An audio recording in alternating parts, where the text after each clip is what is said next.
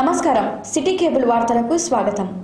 నల్గొండ పట్టణానికి అన్ని విధాలుగా అభివృద్ధి పరచడమే ధ్యేయంగా పనిచేస్తున్నామని, ఇప్పటికే పట్టణంలో అనేక ప్రాంతాల్లో అభివృద్ధి కార్యక్రమాలు చేపట్టామని ఎమ్మెల్యే కంచర్ల భూపాల్ రెడ్డి అన్నారు. నల్గొండ పట్టణానికి 30వ వార్డు ఉస్మాన్పురంలో 10 లక్షల రూపాయలతో నిర్మించనున్న సీసీ రోడ్డు పనులకు ఎమ్మెల్యే ప్రారంభించి విలేకరులతో మాట్లాడారు. సీసీ రోడ్లు, తాగునీరు, పార్కుల అభివృద్ధి, పానగల్, మునుగోడు బైపాస్ రోడ్లు, మరిగూడ బైపాస్ రోడ్డు నుంచి కలెక్టరేట్ మీదుగా అనిసిటి దుప్పలపల్లి వరకు 4 వరుసల రోడ్ల విస్తరణ, పలు ప్రాంతాల్లో వైకుంఠధామాలు అభివృద్ధి కార్యక్రమాలు చేపట్టామని తెలిపారు.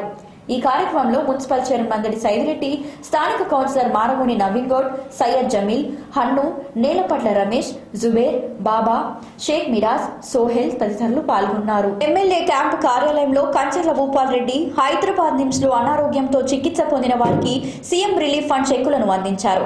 కనగల్ మండలం బోయినపల్లి గ్రామానికి చెందిన అంబటి సత్యమ్మకు 3 లక్షలు, నీటి కాలనీకి చెందిన అల్వాల్ ప్రభాకర్ కు 75,000 రూపాయలు విలువ చేసే ఎల్ఓసీలను వారి కుటుంబ సభ్యులకు అందజేశారు.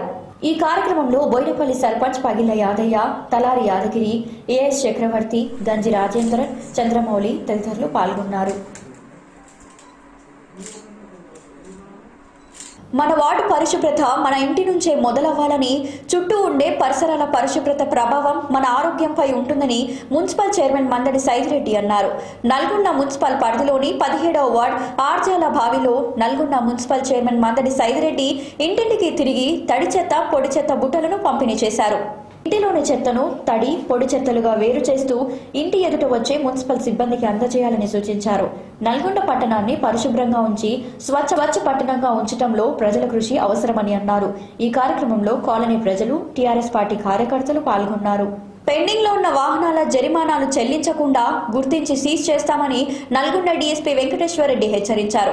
సోమవారం నల్గొండ రూరల్ పోలీస్ స్టేషన్ పరిధిలో నిర్వహించిన వాహనాల తనిఖీల్లో నల్గొండ మండలం చెర్లపల్లికి చెందిన కొల్లోజు శ్రీకాంత్ వాహనం TS05 BEW 8649 కు సంబంధించి 34 పెండింగ్ చలానాలు ఉన్నా తప్పించుకొని తిరుగుతుండగా రూరల్ ఎస్ఐ రాజశేఖర్ రెడ్డి ఆధ్వర్యంలో గుర్తించామని తెలిపారు. వాహనాన్ని సీజ్ చేసి పెండింగ్ లో ఉన్న 8,535 రూపాయలను చెల్లించిన తర్వాత వాహనాన్ని విడుదల చేశామన్నారు. వాహనదారులు విధిగా నిబంధనలు పాటించాలని, అన్ని రకాల డాక్యుమెంట్స్ వెంట ఉంచుకోవాలని, చలానాలు విధించినప్పుడు వెంటనే చెల్లించేలా చూసుకోవాలని, అలా కాకుండా తప్పించుకొని తిరిగితే ఏదో ఒక చోట వాహనం సీజ్ అవుతుందని చెప్పారు. పెండింగ్ చలానాలపై ప్రత్యేక దృష్టి పెట్టడం జరిగిందని, వాహనాల తనిఖీలు, డ్రంక్ అండ్ డ్రైవ్ పరీక్షల సమయంలో పెండింగ్ చలానాలు పరిశీలిస్తామని, మద్యం సేవించి వాహనాలు నడిపే వారిపై కఠిన చర్యలు తీసుకుంటామని హెచ్చరించారు. మద్యం సేవించి వాహనాలు నడిపే వ్యక్తులను ఎట్టి పరిస్థితుల్లోనూ వదలబోమని నల్గొండ 1 టౌన్ సిఐ నిగిడాల సురేష్ హెచ్చరించారు. 1 టౌన్ పోలీస్ స్టేషన్ పరిధిలో మద్యం సేవించి వాహనాలు నడుపుతున్న 20 మందిని సోమవారం కోర్టులో హాజరుపరిచామని, వారిలో 17 మందికి 2 నెలల పాటు డ్రైవింగ్ లైసెన్స్ రద్దు చేశారని, 9 మందికి 1 రోజు జైలు శిక్ష, మరో 2కి 2-3 రోజుల పాటు జైలు శిక్ష విధిస్తూ తీర్పు చెప్పారని తెలిపారు. మొత్తం 24,000 రూపాయలు జరిమానాలు విధించామని ఆయన అన్నారు. వారితో పాటు మరో 7 పిటి కేసులు నమోదు చేశామని సురేష్ వివరించారు. మద్యం సేవించి వాహనాలు నడిపే వారిని గుర్తించడం కోసం ఇకపై ప్రతినిత్యం డ్రంక్ అండ్ డ్రైవ్ పరీక్షలు నిర్వహిస్తామని చెప్పారు. 100 రీడింగ్ కన్నా ఎక్కువ మోతాదులో మద్యం సేవించిన వారికి జైలు శిక్ష తప్పదని హెచ్చరించారు. నూతన సంవత్సరం రానున్న క్రమంలో ఇకపై ప్రతినిత్యం డ్రంక్ అండ్ డ్రైవ్ పరీక్షలు నిర్వహిస్తామని తెలిపారు. వాహనదారులు మద్యం సేవించి వాహనాలు నడిపి రోడ్డు ప్రమాదాలకు కారణం కావద్దని పోలీసులతో సహకరించాలని కోరారు. రోడ్డు ప్రమాదాలను నివారణ లక్ష్యంగా డ్రంక్ అండ్ డ్రైవ్ పరీక్షలు నిర్వహిస్తున్నామని నల్గొండ రూరల్ ఎస్ఐ రాజశేఖర్ రెడ్డి తెలిపారు. సోమవారం రూరల్ పోలీస్ స్టేషన్ పరిధిలో 12 మందికి 29,800 రూపాయల జరిమానా విధించడంతో పాటు జైలు శిక్ష విధించారని తెలిపారు. మరో 10 మందికి జరిమానాలు విధించగా డ్రంక్ అండ్ డ్రైవ్ పరీక్షలలో భాగంగా ఒకరికి 4 రోజుల పాటు, ఒకరికి 3 రోజుల పాటు, ఇద్దరికి 2 రోజులు, 7గురికి 1 రోజు జైలు శిక్ష విధించారని తెలిపారు. వారితో పాటు మరో 19 మందిపై పిటి కేసుల కింద 3,800 రూపాయల జరిమానా విధించినట్లు చెప్పారు. మొత్తం 40 మంది పైన కేసులు నమోదు చేసి కోర్టులో హాజరుపరిచారని ఆయన వివరించారు. కేంద్ర ప్రభుత్వం తీసుకువచ్చిన రైతు వ్యతిరేక చట్టాలను వెంటనే రద్దు చేయాలని సిఐటియు జిల్లా ఉపాధ్యక్షుడు ఎంపీ సలీం, సహాయ కార్యదర్శి దండంపల్లి సత్తయ్య అన్నారు. ఆదివారం రాత్రి ఢిల్లీ రైతు ఉద్యమంలో మరణించిన రైతులకు నల్గొండలోని ఆర్జలభావి ఇండస్ట్రియల్ ఏరియాలో పవర్లూమ్ వర్కర్స్ యూనియన్ ఆధ్వర్యంలో కొవ్వొత్తులతో ర్యాలీ నిర్వహించారు. ఈ సందర్భంగా వారు మాట్లాడుతూ 33 రోజులుగా ఢిల్లీ సరిహద్దులలో ఎముకలు కొరికే చలిలో నిరసనలు తెలియజేస్తున్నా కేంద్ర ప్రభుత్వం స్పందించకపోవడం సిగ్గుమాలిన చర్య అన్నారు. కార్పొరేట్ వ్యక్తులకు ఉపయోగపడేలా ఉన్న ఈ చట్టాలను వెంటనే రద్దు చేయాలని డిమాండ్ చేశారు. ఇప్పటికే 35 మంది రైతులు మరణించారని, అయినా వారు శాంతియుతంగా నిరసన తెలియజేస్తున్నారని తెలిపారు. చర్చల పేరుతో కాలయాపన చేయకుండా చట్టాలను రద్దు చేస్తున్నట్లు ప్రకటించాలని డిమాండ్ చేశారు. ఈ కార్యక్రమంలో ప్రజా సంఘాల నాయకులు పుచ్చకాయల నర్సిరెడ్డి, కోట్ల Ashok Reddy, powerloom workers union రాష్ట్ర అధ్యక్షుడు పెన్నెం రాములు, జిల్లా అధ్యక్షుడు గంజి నాగరాజు, జిల్లా సహాయ కార్యదర్శి బుచ్చిరాములు, గిరిబాబు, సతీష్, గణేష్, యాదగిరి, సైదులు తదితరులు పాల్గొన్నారు.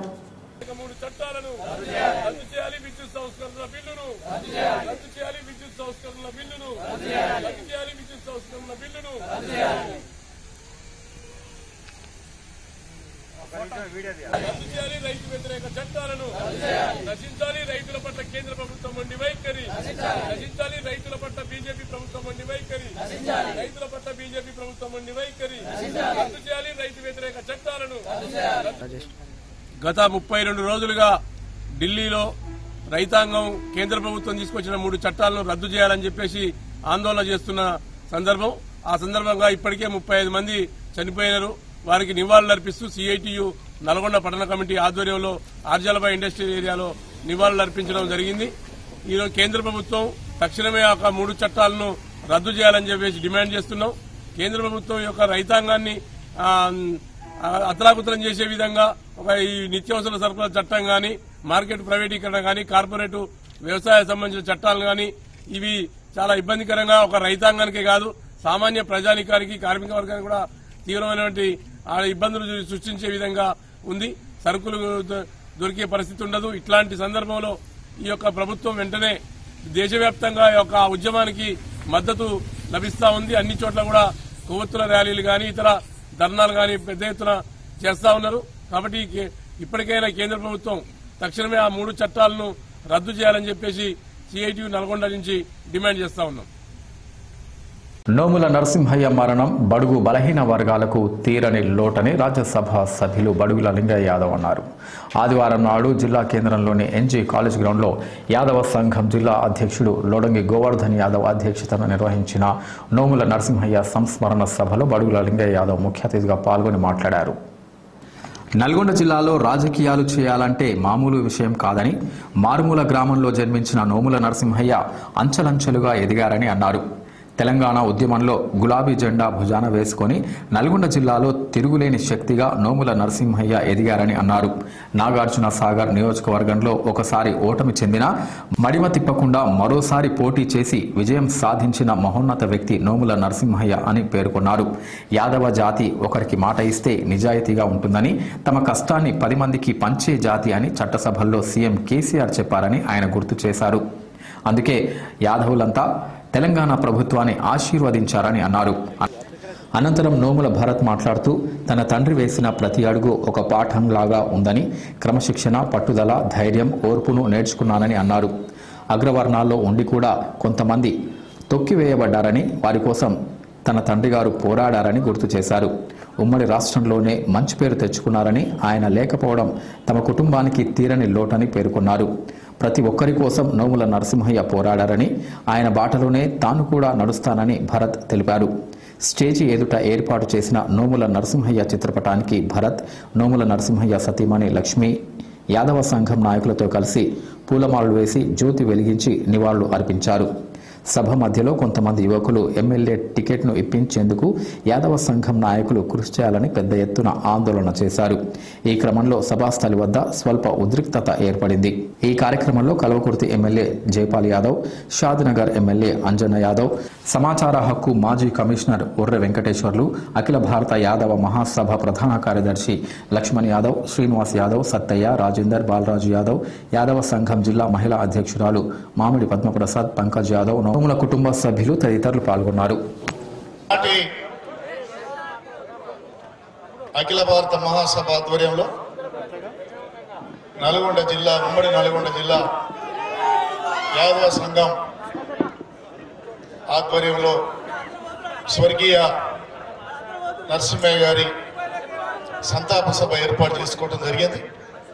ఈ సభకు అధ్యక్షత వహించినటువంటి గౌరవనీయులు తమ్ముడు జిల్లా యాదవ సంఘం అధ్యక్షులు లోడెం గోవర్ధన్ యాదవ్ గారికి, ఈ కార్యక్రమానికి ముఖ్య అతిథులుగా వారి వారి నియోజకవర్గాల్లో ఎన్నో సమస్యలు ఇబ్బందులున్నా సమావేశాలున్నా స్వర్గీయ నరసింహయ్య గారి మీద ఉన్నటువంటి ప్రేమతోటి ఈ ప్రాంతం మీద ఉన్న యాదవ సంఘం మీద ఉన్నటువంటి అభిమానంతో వచ్చినటువంటి పెద్దలు కల్వకుర్తి శాసనసభ్యులు అన్నా జయపాల్ యాదవ్ గారికి, అలాగే గౌరవనీయులు మధ్యాహ్నం నుంచి మరొక శాసనసభ్యులు మరి వచ్చి ఇక్కడ మన మధ్యన మాట్లాడినటువంటి అంజన్ యాదవ్ గారికి, పెద్దలు మన సమాచార హక్కు కమిషనర్ మాజీ ఒరే వెంకటేశ్వర్లు గారికి, పెద్దలు అఖిల భారత యాదవ మహాసభ ప్రధాన కార్యదర్శి లక్ష్మణ యాదవ్ గారికి, పెద్దలు శ్రీనివాస్ యాదవ్ గారికి, దూదిమెట్ల సత్య గారికి, రాజేందర్ గారికి, అలాగే బాలరాజు గారికి, మరి ఇక్కడ ఉన్నటువంటి చాలా మంది మిత్రులు ఉన్నారు వేదిక మీద, ఒకరిద్దరు కాదు, అన్ని స్థాయిలో ఉన్నటువంటి పెద్దలు, అన్ని పార్టీలు ఉన్నటువంటి యాదవ సంఘం నాయకులు, వారి సతీమణి లక్ష్మి గారు, కుమారుడు భగత్ గారు, వేదిక మీద ఉన్నటువంటి పెద్దలు, మహిళామణులు, పత్రికా విలేకరులు, యాదవ సంఘం నాయకులందరూ కూడా నా నమస్కారం. ఇంత ఆలస్యమైనా కూడా నరసింహయ్య గారి మీద ఉన్నటువంటి ప్రేమతోటి వచ్చి వారికి నివాళులు అర్పించి శ్రద్ధాంజలి ఘటించినటువంటి మీ అందరికి కూడా ప్రత్యేక ధన్యవాదాలు. కుల పక్షానే కాకుండా టిఆర్ఎస్ పార్టీ పక్షాన కూడా మీ అందరికి కూడా ప్రత్యేక ధన్యవాదాలు తెలియజేస్తా ఉన్నాను. నరసింహయ్య గారు నాకు 30-35 సంవత్సరాల నుంచి నాకు పరిచయం. నల్లగొండ జిల్లాలో రాజకీయాలు చేయాలంటే అంత మామూలు విషయం కాదు. రాజకీయం చేసిన 30-35 సంవత్సరాలు నిలబడాలంటే చిన్న విషయం కాదని సందర్భంగా మీకు మనవి చేస్తూ ఉన్నాను. అటువంటిది నోముల నరసింహయ్య గారు ఒక పేద కుటుంబంలో, ఒక మారుమూల గ్రామంలో, నోముల గ్రామంలో జన్మించి అంచెలంచెలుగా ఎదిగి ఆనాడు ఉన్న పరిస్థితుల్లో కమ్యూనిస్ట్ పార్టీని ఎంచుకొని ఎంపీపీగా 2 సార్లు, శాసనసభ్యుడిగా 2 సార్లు చేసిన తర్వాత తెలంగాణ ప్రభుత్వంలో తెలంగాణ ఉద్యమం ద్వారా ఈ ప్రాంతానికి మేలు జరుగుతుందని చెప్పి ఎంచుకొని గులాబీ జెండా భుజాన వేసుకుని ఈ యొక్క జిల్లాలో తిరుగులేని శక్తిగా మరి నాగార్జున సాగర్ లో ఒకసారి శాసనసభ్యుడిగా ఓటమి అయినా మడిమ తిప్పకుండా మళ్ళీ తిరిగి మొన్న 18 ఎన్నికల్లో బ్రహ్మాండమైనటువంటి మెజార్టీ తోటి విజయం సాధించినటువంటి మహోన్నతమైనటువంటి వ్యక్తి అజరామరుడు నోముల నరసింహయ్య గారు అని చెప్పి సందర్భంగా నేను మనవి చేస్తా ఉన్నాను. చాలా సార్లు నిజంగా యాదవ జాతి ఒకరికి మాటిస్తే మరువని జాతి, మడివ తిప్పని జాతి, నిజాయితీగా నమ్మకంగా కష్టపడి తమ కష్టాన్ని 10 మందికి పంచేటువంటి జాతి, ఒకరి సొమ్ముకు ఆశించని జాతి అని నేను కాదు చెప్పేది, చట్టసభల్లో కేసీఆర్ చెప్పిండని ఈ సందర్భంగా మీకు మనవి చేస్తా ఉన్నాను. అందుకనే ఈరోజు ఆ మాట తోటే యావత్ యాదవ జాతి మొత్తం కూడా తెలంగాణ ప్రభుత్వాన్ని ఆశీర్వదించింది. అనేక వినూతనమైనటువంటి కార్యక్రమాలు మనకు అందజేసింది. వీటన్నిటిలో ఇక్కడ కూర్చున్నటువంటి పెద్దలు నరసింహయ్య గారు కానీ, శ్రీనివాస్ యాదవ్ గాని, ఇక్కడ కూర్చున్నటువంటి ఇప్పుడు మన ఇద్దరు శాసనసభ్యులు జైపాల్ అన్న గాని, అంజన్న గారు గాని, మరి బొల్లం మల్లయ్య గారు గాని, మేము గాని అందరం కూడా ప్రతి సమస్యలో, ప్రతి చర్చలో యాదవులకు కావాల్సిన హైదరాబాద్ భవనం విషయంలో గాని, ఇక్కడ కావాల్సిన సమస్యల మీద గాని ఎప్పటికప్పుడు చర్చించుకున్నామని ఈ సందర్భంగా మీకు మనవి చేస్తూ ఉన్నాను. నాకు కూడా ఈ జిల్లాలో నా ఒక ఎంపీతో పాటు ఒక ఎమ్మెల్యే సీనియర్ నాయకుడు నోముల నరసింహయ్య గారు ఉన్నారు, ఇంకొక ఎమ్మెల్యే బొల్లం మల్లయ్య గారు ఉన్నారు. ఈ జిల్లాలో మాకు తిరుగులేదనే సమయంలో ఒక వీరుడు మరణించటం చాలా బాధాకరమైనటువంటి విషయం అని సందర్భంగా మనవి చేస్తూ ఉన్నాను. ఆ రోజు నుంచి నెల రోజులైంది ఇప్పటికీ. అది డిసెంబర్ 1వ తారీఖు చాలా బాధాకరమైనటువంటి రోజు.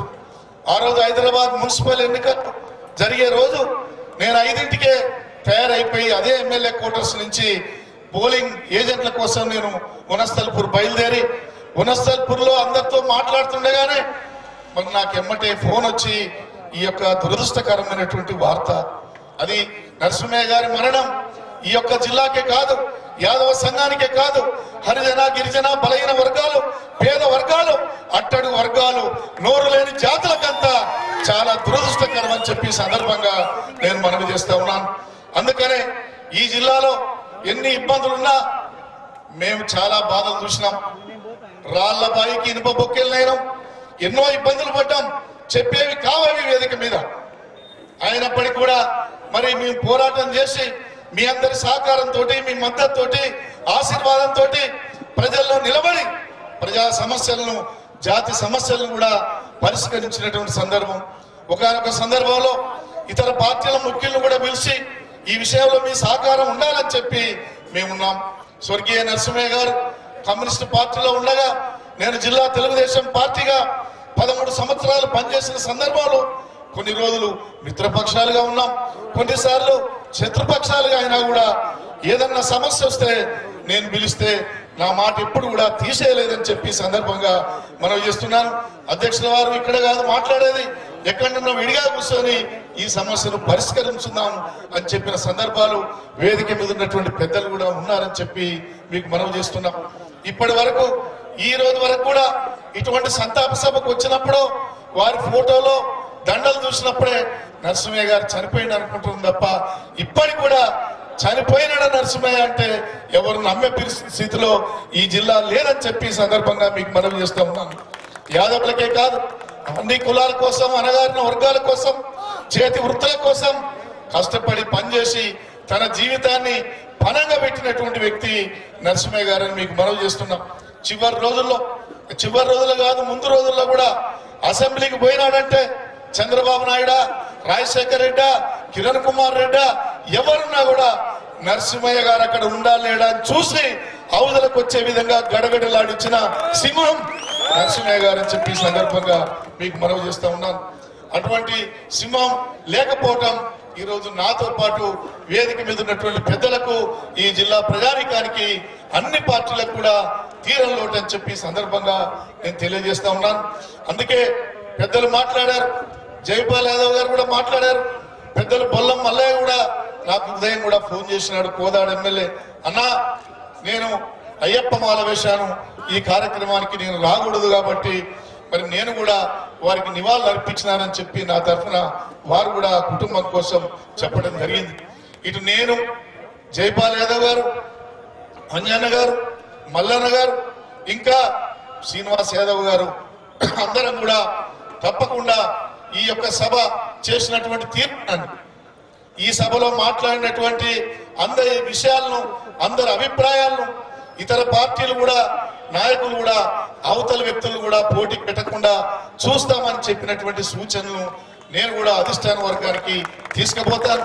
ఖచ్చితంగా ఈ యొక్క నోముల కుటుంబానికి సహకారం అందించి పార్టీ పరంగా అనుకూలమైనటువంటి నిర్ణయం కోసం జిల్లా నాయకులందరినీ కూడా మెప్పించే బాధ్యత తీసుకుంటారని చెప్పి ఈ సందర్భంగా తెలియజేస్తూ ఈ యొక్క కార్యక్రమానికి ఇంత ఆలస్యమైన నరసింహయ్య గారి యొక్క మరి వారి యొక్క సేవలు కానీ, వారి జిల్లాకు చేసింది, ఈ రాష్ట్రానికి చేసినటువంటి సేవకు గుర్తుగా ఇంతసేపు ఉండి ఈ కార్యక్రమాన్ని జయప్రదం చేసిన యాదవ సంఘం సోదరులే కాదు, బీసీ సోదరుల నాయకులు కూడా ఉన్నారు. వేదిక మీద 100-150 మంది ఉన్నారు. అందరిని మాట్లాడేయాలంటే కొంత ఇబ్బంది కలిగింది.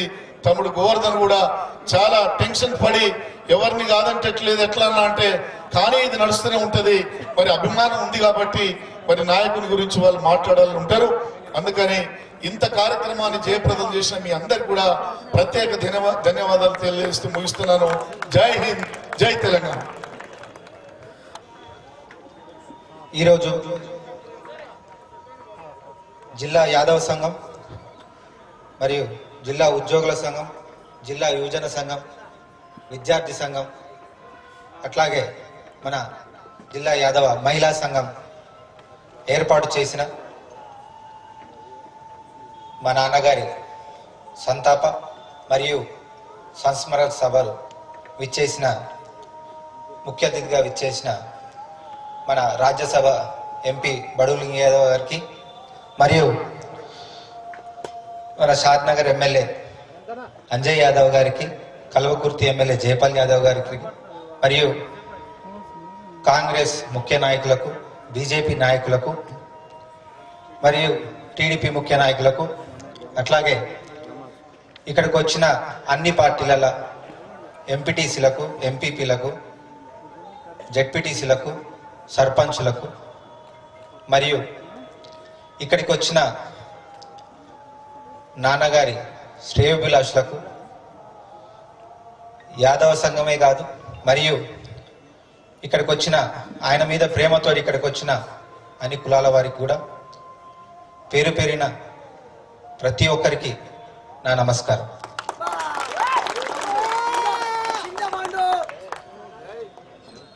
ఇందులో ఈరోజు ముఖ్యంగా నాన్నగారి సంస్మరణ సభ సందర్భంగా నేను నాన్నగారి గురించి కొన్ని విషయాలు మీతో పంచుకోవాలనుకుంటున్నాను. అందులో ముఖ్యంగా ఆయన జీవితంలో వేసిన ప్రతి అడుగు నాకు, మా కుటుంబ సభ్యులకు, ఎంతో మందికి ఒక పాఠంగా ఉంది. అందులో మేము నేర్చుకున్న ముఖ్యంగా ఆయన మాకు జీవితంలో ఆయన వేసిన ప్రతి అడుగులో మేము నేర్చుకున్నది క్రమశిక్షణ, కృషి, పట్టుదల, ధైర్యం, ఓర్పు. ఇవన్నీ కలిగి ఉండి ఆయన ఈరోజు ఒక యాదవ ముద్దు బిడ్డగా పుట్టి అన్ని కులాల వారికి, వెనుకబడ్డ వారికి, అగ్రవర్ణాల్లో ఉండి కూడా కొంతమంది పడ్డవారికి కూడా ఎంతో మందికి ఆయన ఎంచుకున్న ప్రతి సభలో వాళ్ళందరి తరఫున పోరాడిన విషయం మీ అందరికీ నేను చెప్పాలనుకోవడం అతి చిన్న విషయం. కానీ అవన్నీ పట్టుదలగా ఆయన ఎంచుకున్న ప్రతి బాటలో అవన్నీ కలగలిపి ముందుకు నడుస్తూ ఈరోజు ఉమ్మడి రాష్ట్రంలోనే ఒక మంచి గుర్తున్న యాదవ బిడ్డగా పేరు తెచ్చుకొని అన్ని వర్గాలతోటి, అన్ని కులాల మతాల వారితోటి పేరు తెచ్చిన వ్యక్తిగా ఈరోజు ఉండి మన మధ్యలో గత 27 రోజుల క్రితం మన మధ్య నుంచి లేకపోవడం అనేది మా కుటుంబానికి చాలా పెద్ద తీరని లోటు. అట్లాంటి వ్యక్తి గురించి చెప్పుకోవాలంటే ఈ కొద్ది సమయం, అందులో చాలామంది చలికి కానీ ఉన్న సమస్యలకు ఇబ్బంది పడుతున్నారు కాబట్టి సరిపోదు. కాబట్టి నేను కొన్ని చెప్తాను. ఆయన మీ అందరికీ ఎల్లవేళలా యాదవ సంఘం తరపున కావచ్చు, యాదవ బిడ్డలకు కావచ్చు, కుల వృత్తులకు కావచ్చు, ప్రతి ఒక్కరి చేతి వృత్తుల కోసం పోరాడి ఏ విధంగా అయితే మీ అందరి మనలో పొందగలిగిండో నేను అదే విధంగా ఆయన చూపించిన బాటలోనే నడుస్తూ ఖచ్చితంగా మీ అందరికీ అందుబాటులో ఉంటానని హామీ ఇస్తూ ఈ కార్యక్రమానికి వచ్చిన పెద్దలందరికీ, నా ముందున్న విలేకరులకు, ఈ సభ సక్రమంగా నడవడానికి తోడ్పాటు చేసిన పోలీస్ అన్నలకు అందరికీ పేరు పేరున నా నమస్కారం చెప్తూ కృతజ్ఞతలు తెలుసుకుంటాను. ఈ వార్తలు ఇంతటితో సమాప్తం. తిరిగి రేపటి సిటీ కేబుల్ వార్తల్లో మళ్ళీ కలుద్దాం. నిరంతర ప్రసారాల కోసం చూస్తూనే ఉండండి. మీది, మనది, మనందరిది సిటీ కేబుల్.